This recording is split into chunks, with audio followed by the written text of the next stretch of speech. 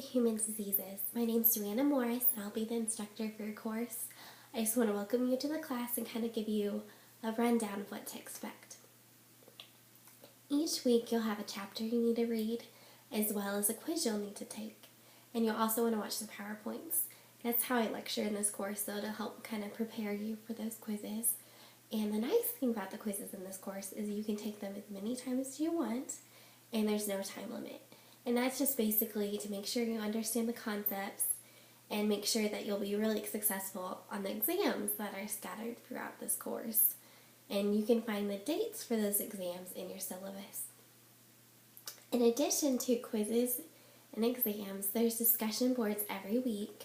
This week, it's just to introduce yourself. And so that's a pretty easy discussion board, but there'll be more thought-provoking discussion boards gathered throughout. And that's just to help us gain knowledge from each other and to really dig into the material and to learn things.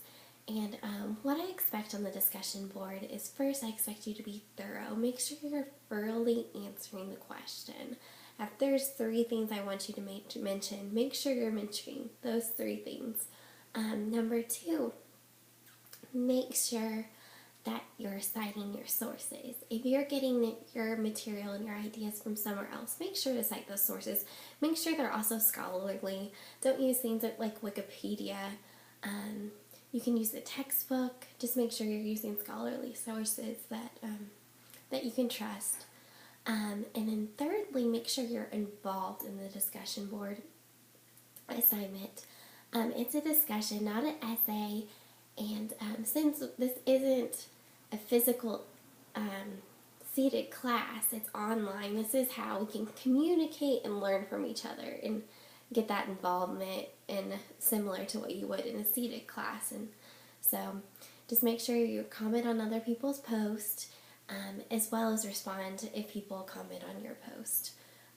Additionally, in this class, one thing we'll be doing is a research paper. And throughout this class, there'll be different assignments to keep you on track for your research paper. So one is you'll have to submit your topic in week 2, and you'll also have to submit your resources later, and you'll get points for these things. And you'll submit a rough draft to for your peers to review, as well as a rough draft for me to view.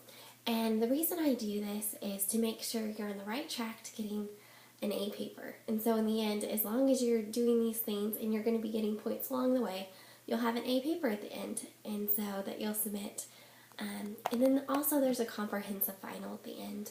And the exams as well as the the exams as well as the finals will have questions from the quizzes that you've taken. And so, but the nice thing about the quizzes is you can take them as many times as you want, and there is no time frame on how long you can take to get them. That's just to check yourself and make sure you really understand the material before you take the exam. Now, the exam and both the final exam and the exams that are scattered throughout are timed, and it's a one-time shot. So your score is your final score.